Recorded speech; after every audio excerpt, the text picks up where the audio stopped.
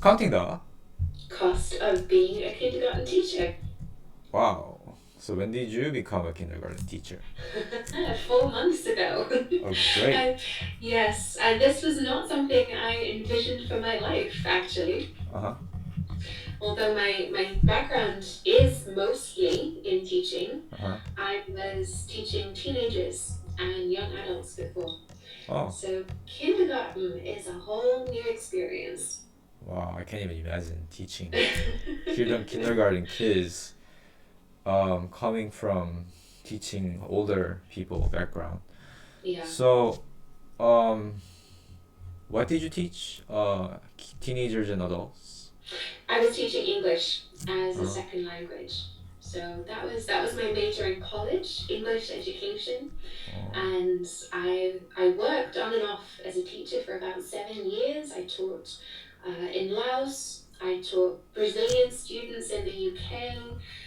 I taught in, or I tutored in the international department at my university, helping the students who'd come to the US there.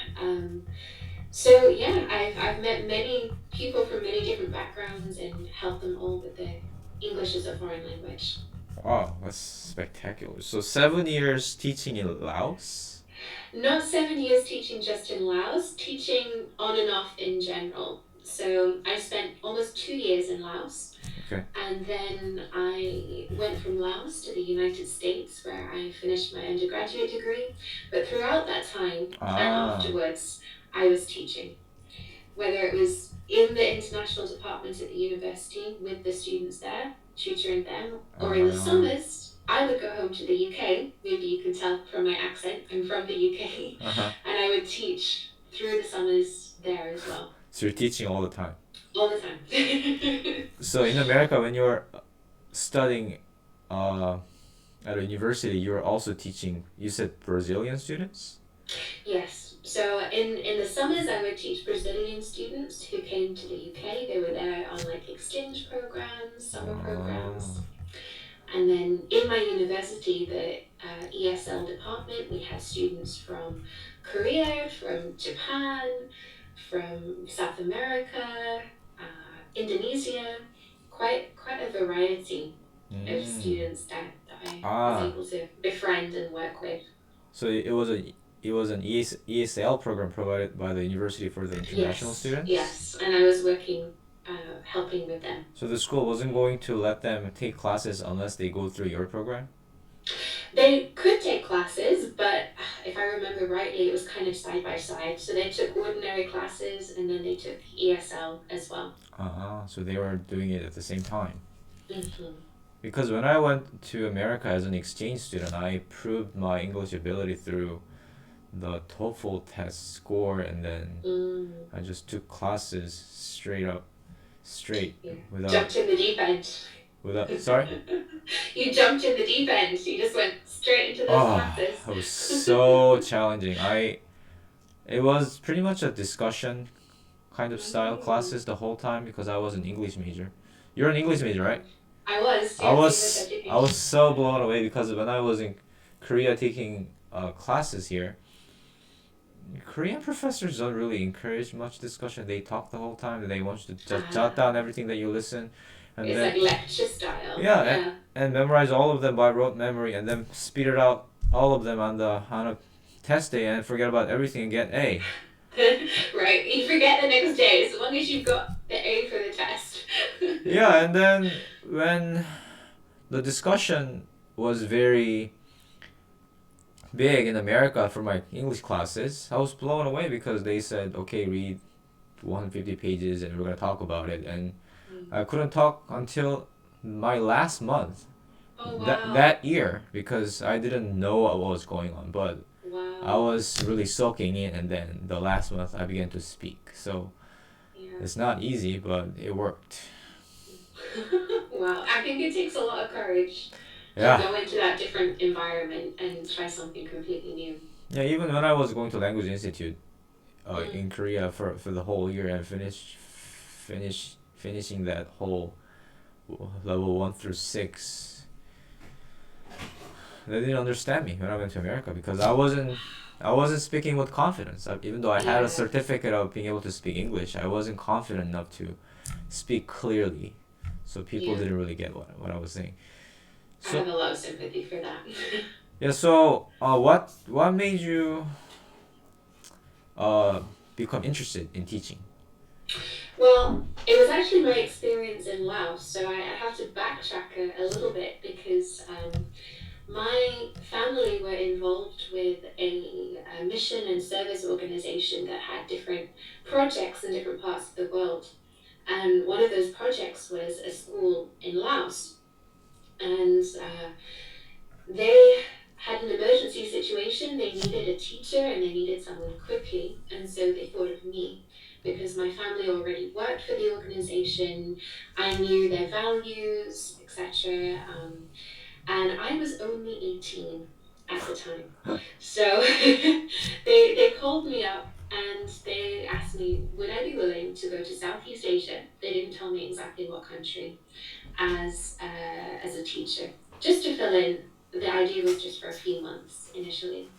And funny thing was, I had been praying very hard at that time what I was meant to do as the next chapter in my life, because at that time I was in the States. I just finished going through like a Bible study program, finding out more about the Bible and how to share it with other people. And so I had options either to stay in the States or go back to Europe with my family or something else. And so I've been praying. And when this opportunity came up and they called me, I had this really strong impression, like a few times that I've had in my life, this was one of them, really strong impression that I was meant to do this. And so I said yes right away.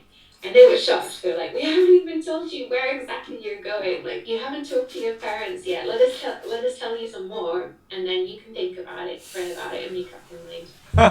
So they told me it was in Laos, and I had no idea. I'd never heard of Laos before. This little country next to Thailand, and so yeah, I prayed about it. I talked with my family because I was young. I was thinking, well, they'd be supportive of me, and they were, because they had experiences with God where God had made it very clear that He wanted them to go somewhere. So if I was then experiencing this, they understood what it was like.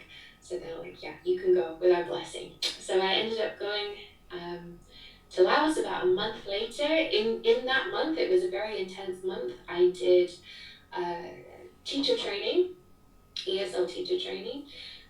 Finished it when I arrived in Laos, and then yeah, jumped in, started teaching. I was terrified because it was so new to me. I'd never taught before, and my first class was beginner level students who spoke almost no English.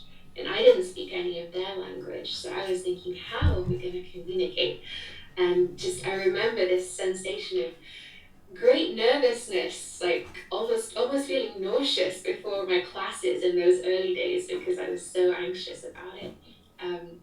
But that was the start of my teaching experience, and after some, challenging times at first when you're getting used to it, I discovered, hey, this is something that I quite like to do. It's fun, and I get to interact with people, and I'm learning and experiencing this whole new culture, which had a big impact on me, especially because I was still just in my teens at that point. So what was meant to be, I think, 3 months turned into almost 2 years.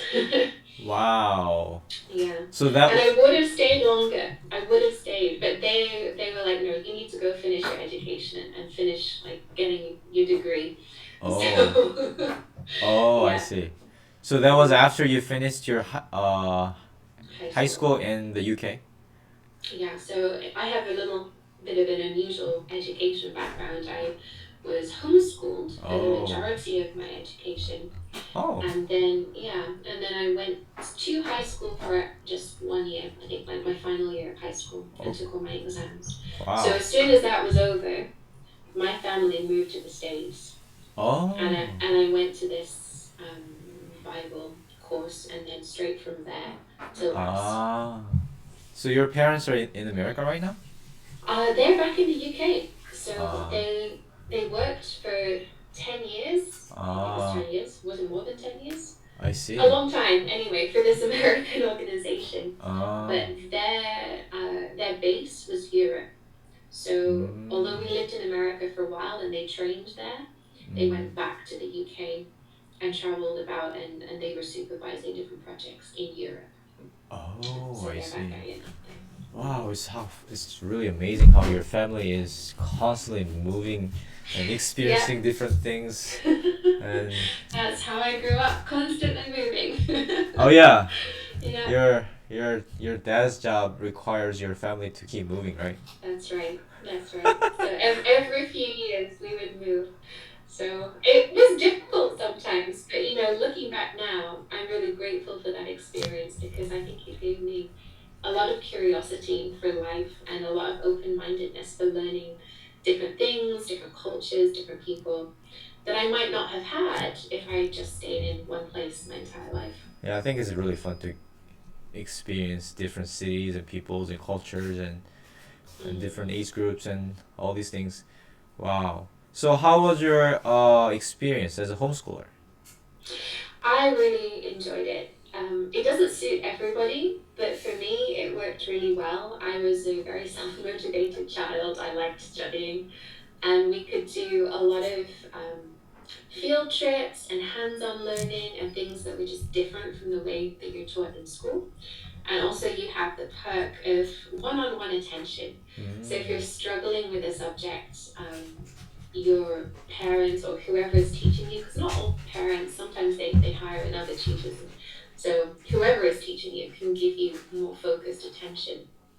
So for me, that was great because I was really good in English, but I was terrible in math. So Mm. I needed a lot more help there. And yeah, they could give me that. There's that flexibility when it comes to homeschooling. Wow. So when did you start formal homeschooling education? Oh, how old? I must have been around 7, maybe. Oh, 7. So yeah, I did start off going to just regular public school, but my parents decided to bring me out largely because of yeah how I was like I was 2 classes ahead in reading and English, and the school was like running out of books to give me, but I was really struggling in math. And Ah. I sympathize now, having been a teacher. I can imagine how my primary school teacher must have felt because she had like 30 kids in her classroom and she's trying to divide her time between all of them. And I'm here like, I don't know what I'm doing in math, and she can't help me the way that she would like to with the intensity that I needed. So that and a couple of other reasons made my parents think, hmm, let's try homeschooling. It wasn't as big in those days as it is now, but it was just kind of picking up a little bit of movement in the UK. So they did a lot of research on it and decided to try it. And yeah, it worked. It worked really well. And especially because of our highly mobile upbringing. So every time we Ah. moved, we didn't have to worry about, oh, will there be good schools in the neighborhood? Because we're just learning all the time at home. Wow, that's really amazing. So who are the primary teachers and did you have a community? Um, we It was my mum who was the primary teacher. Okay. My dad helped in some things, Okay. and then as we got a little bit older, we had community in the sense that we were involved in different clubs Oh. and different activities. Mm. So it wasn't a homeschooling community per se, but we joined Mm. in with other children in other Mm. learning activities. Wow. So what year were you when you joined that community clubs? Oh, I don't remember. Do you remember? I think I must have been maybe 10 10.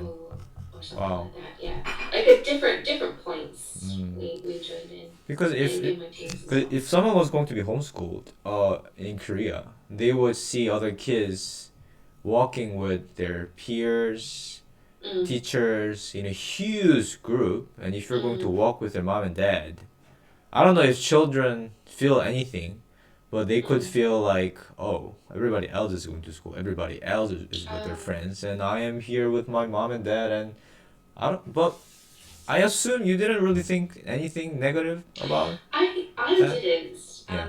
I don't know if everybody's experience is the same as mine. But actually, one of the questions my parents got a lot was about our social life. Are we making friends? And to be honest, as a homeschooler, you have the chance to make a variety of friends with all kinds of people in all kinds of age groups. That's true. So you learn how to socialize with different people rather That's than just your peer group, that's very true. which is an advantage, to be honest. That's super true. Yeah.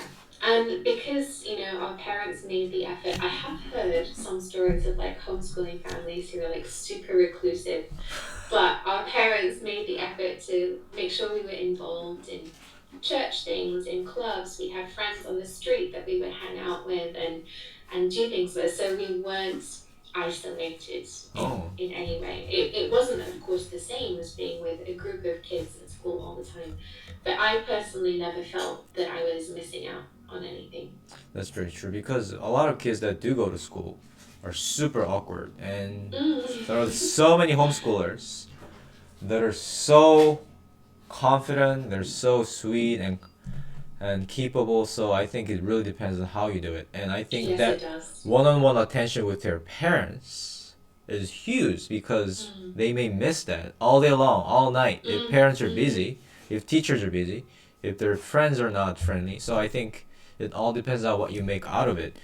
Right. So when you were being homeschooled, um, was it? Did you feel like you were so advanced than your peers all along, or did you feel like you were somehow behind? And by the time you got to the college, did you feel like, wow, I already know this much, or wow, I miss it. I miss certain elements. How was your first exposure to formal education? I guess at a high school level. Yeah, I was 16 when I went back to high school to finish it. And in most things, I was ahead. Most Wow. things I found were very easy for me. The one that I would say I was about the same level was math, Okay. because that's always been my struggle. Like, my brain just does not do numbers. Yeah, yeah, yeah. So yeah, I actually had a really great math teacher in college, and he helped me understand a lot. So I was about on the same level as everybody else there, but with the other subjects I studied, I was definitely ahead. In fact, one of the classes, they chose not to put me with the rest of the group. They would always give me stuff to do that was separate, and I would do it in the library while everybody else was in class, Wow. because they were like, this stuff already. Wow. Oh. So, do you appreciate that 1 year, or did you feel like it was a waste of time? No, I appreciated that 1 year. I think it was good for me because I could learn things, and it was helpful then to have the formal qualifications as well, to say like, yeah, I have this diploma, etc. And also from uh, a socializing point of view, in that I was able to mingle with a lot of people who were outside of my usual bubble. So even though we've grown up, having friends and things, I I was able to meet a lot of people who did not grow up with the same kind of values that I had, and who had a very different background, and figure out how to interact with these kinds of people as well. Mm, that's very true because you were probably taught a certain way, and Hmm. you probably had never been exposed to those kind of people that your parents Mm. taught that wasn't the right way, and you Mm. probably for the first time were able to talk to them. Hmm. So when you interacted with your peers in the university and high school level, did you struggle at all because you're a homeschooler, or did you feel like everything was just so natural?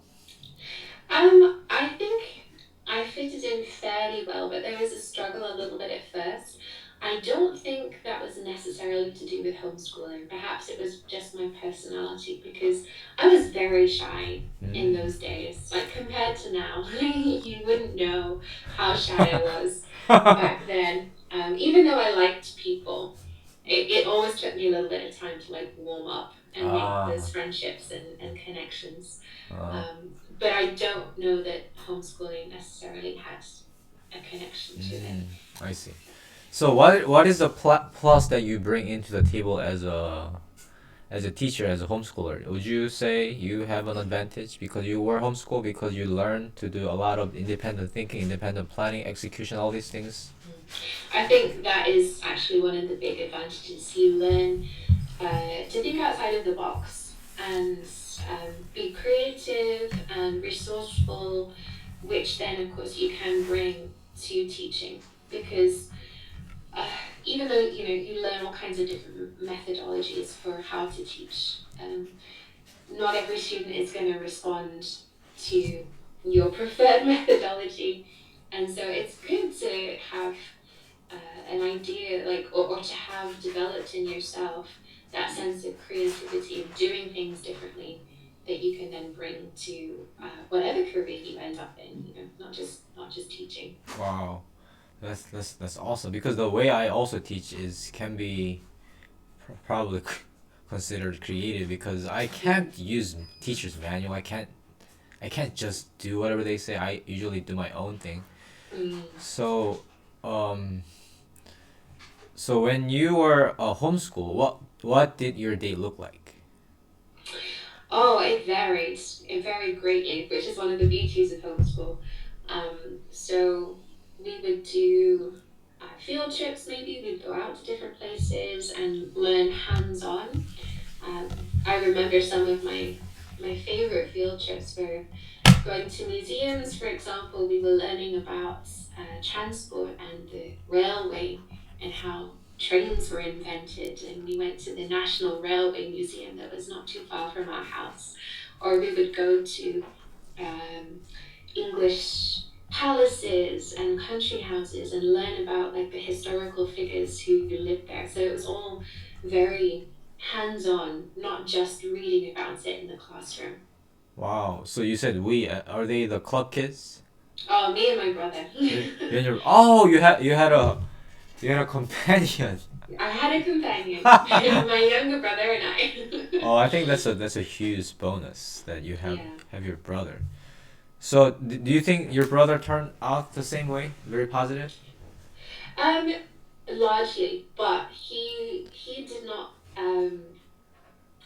did not gel as well with homeschooling as I did because his personality, he needs a lot more outward Uh, pressure uh, than I do. I see. So some things about homeschooling were good for him, and other things, it would have Mm, been better if he'd had like ah, more of the school structure. oh, I see.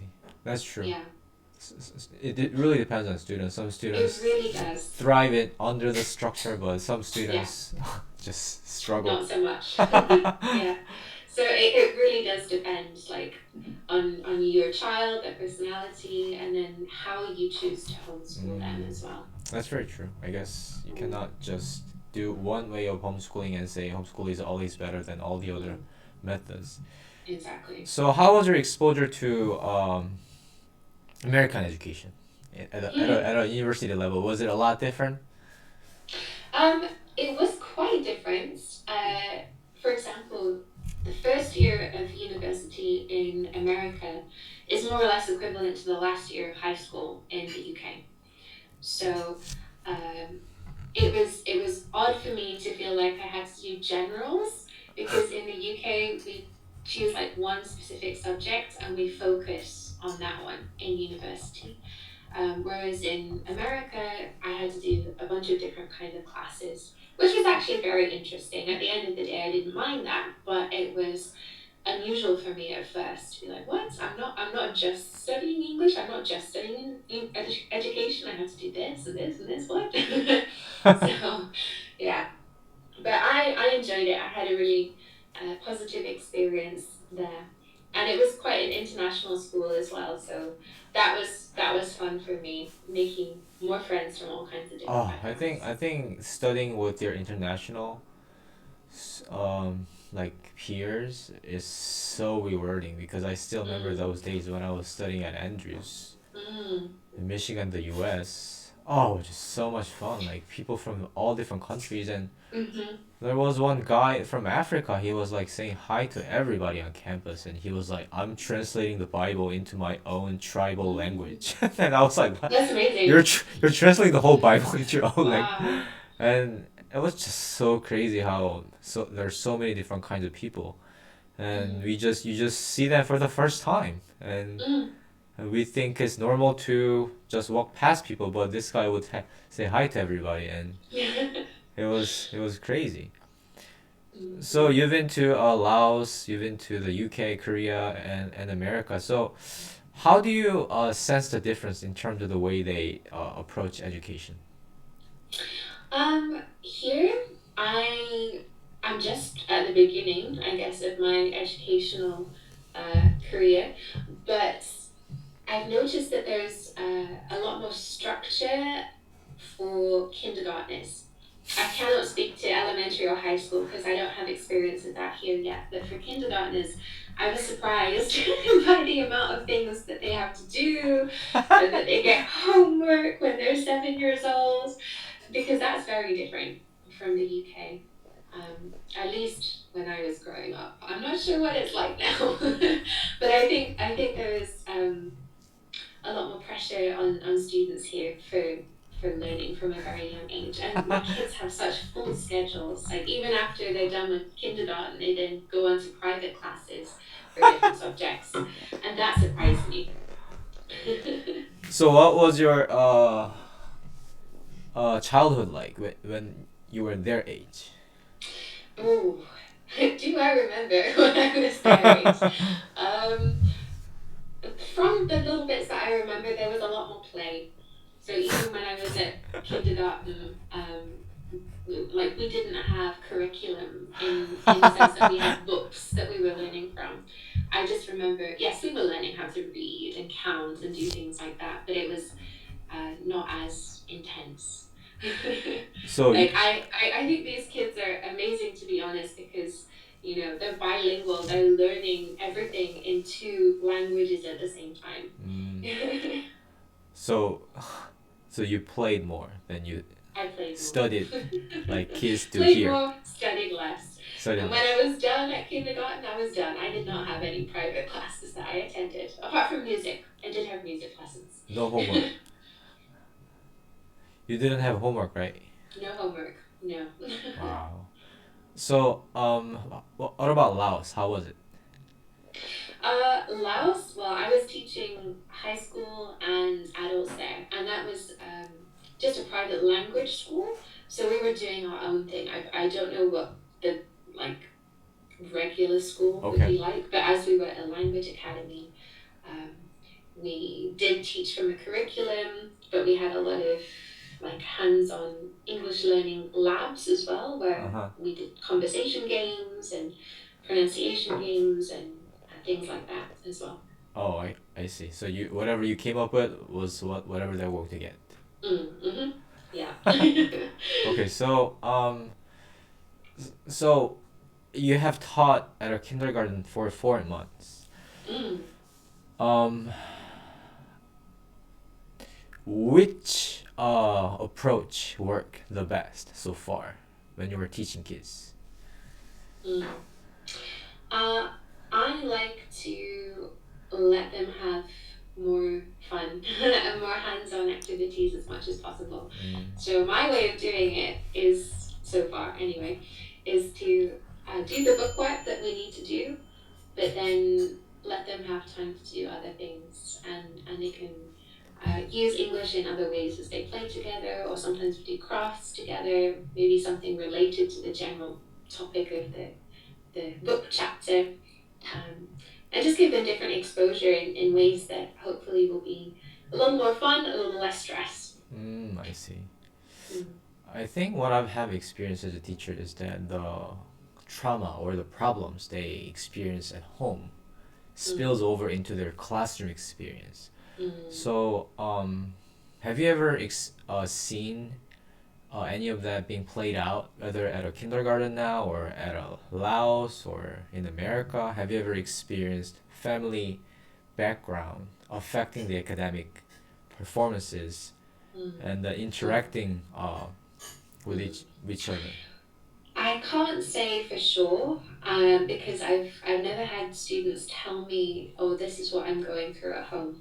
But I can suspect because our personal lives, of course, and especially as children, like what's happening at home does get brought to school. So sometimes, my kids will show up and they're extra emotional that day. They're really teary or they're really clingy and they just want to be on my lap the whole day. Or they're just angry and they don't want to do anything.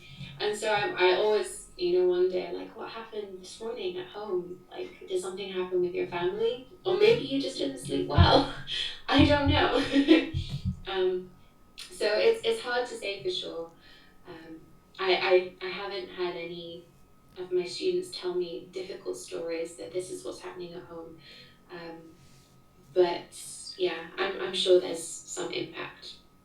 Yeah, because I hear from parents when they have a great time here with me and with my wife, they say, my son and daughter have changed for the better. And I Mm, think something good is coming up um, from their time with you.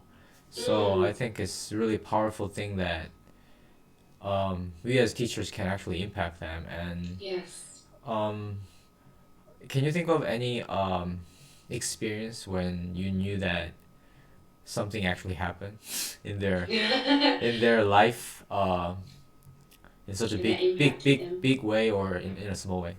Yeah. One of my girls, she came to class one day and she was really upset because her father was sick in hospital, and she didn't tell me exactly what was wrong with him. I'm not sure if she knew, but she was scared.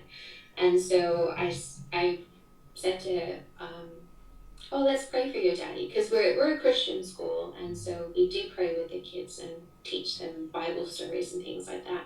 So I just prayed together there with her, and she was like hugging my legs, and she was really, really thankful and really relieved, and she seemed to be a lot happier than the rest of the day after we prayed for her dad to just be well and get out of hospital quickly. So that was really nice to see. And then one of my other kids, he is a troublesome child. He is challenging, but he also really soaks up love and affection. He seems to need a lot of it. And one day, I was having a conversation with him, and I'm not sure where he picked up the idea, but he was saying like, "Oh, teacher, I think Satan makes me do bad things." And I said to him, well, we always have a choice. Like, even if you're tempted to do bad things, you can pray and ask God to help you do good things. And it's like I'm praying, like, please do that more because you really need to do, like, make more good choices, my child. uh, um, but he genuinely listened to that. And then, the rest of the day, he was more conscientious and trying to listen to me better and like play with his friends more nicely. wow. Um, and so I saw the difference that day. The next day was challenging as usual, but you have these little moments, and even if you don't see long-term results right then, you know that they're listening to you. You know that you're planting seeds in a way, because when children are that young as well, you're not just teaching them a subject. You're trying to teach them life skills and values as well. So Wow, those things are sinking in. that's really beautiful because when you read regular magazines or newspapers, when someone says, for example, this person is a criminal and he has Mm, been doing this for years, and if the person says, "Oh, I think there is demon in me," or "I think devil made me do this," what people typically would think is, "Wow, this guy's so evil that he doesn't mm, want to be responsible for what he's doing. He's blaming the devil."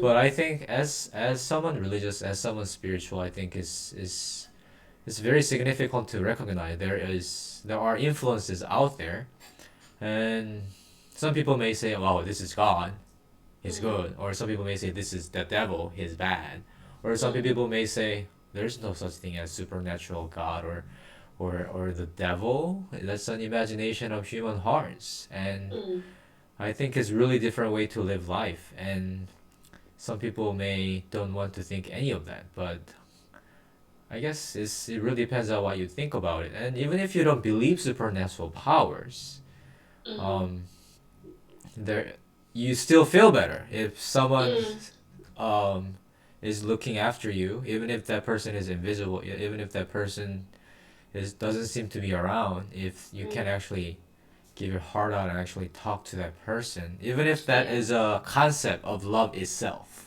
Mm. Let's say Mm. that person doesn't even exist, but I think Mm.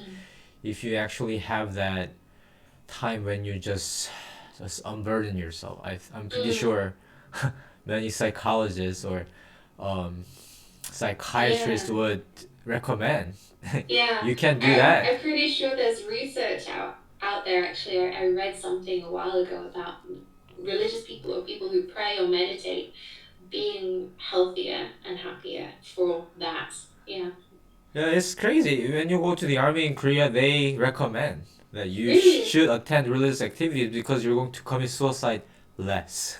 Wow. So even if you just do it out of formality, even if you do it Mm. because you have to or because of your family tradition or whatever, I think There's a benefit. there are benefits that you can reap. Hmm. So I think it's there. That's interesting. Yeah. Huh. So I have a last question for you. So what's your plan for the future? My plan for the future, I am going to stay in Korea for at least another year, and we'll see from there. I'm very open-minded about what happens next. I would like to maybe teach for a while longer, but maybe also get involved in media again. Okay. I also have a little bit of media, radio in my background. So yeah, I'm I'm seeing where God wants me next. I'm open to what adventures come next. Oh yeah, I forgot about that. You were the radio host in the UK I was a radio host for a couple of years, yeah, for a and couple that of was fun. years. Couple of So years. yeah, we'll see. Maybe I'll get back into that at some point in my life. But for now, I believe this is where God wants me, and I'm happy here. And so I'm staying here for the foreseeable future. Yeah, and the one thing I notice about myself when I do the YouTube channel or the Facebook live streaming is that my speech becomes more clear and eloquent, and it's a great practice. Yeah. So do you feel like being a radio host actually helped you in any practical way in your profession or in your personal life? I think it helped me to listen better and to hopefully ask better questions. That's very true. Because, yeah, I was talking to many people and getting their life stories and Mm, backgrounds. And I think it helped me to be more confident as well. Because when you're on air, you have to project a certain that's true. That's true. image, a certain voice, Yeah. and that can carry across into real life. It can make you more confident in real life too. Wow. I would look forward to seeing you being on that radio or TV somewhere in the future. I can see you Yes, doing who that. knows? Thank you. Thank you, Lynette, for making your time for this interview. Oh, my pleasure. I enjoyed it. Thank you for inviting me. And do you think I can do this in a few years later, maybe as you are pursuing a different job or maybe different area in your life? Yeah, who knows? I think you can. Maybe you're not in Korea or maybe you're gonna be somewhere else or Who knows, right? Life can throw the unexpected at us. yeah, exactly. Um, Thank you so much. I hope you have a great day with your beautiful little people. Thank you. Thank you so much. Yep. Bye bye. Bye bye.